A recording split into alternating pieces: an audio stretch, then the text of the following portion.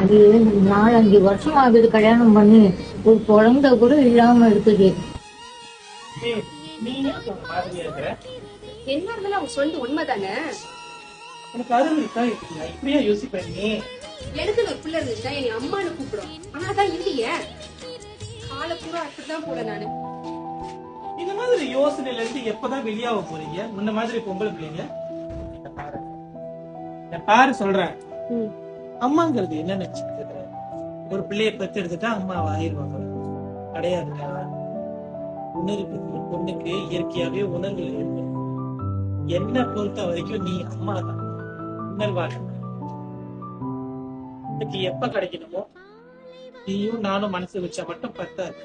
மேல இருக்கிறவன் அவன் முடிவு பண்ணணும் யாருக்கு எப்போ எப்போ எது எது நடக்கணும்.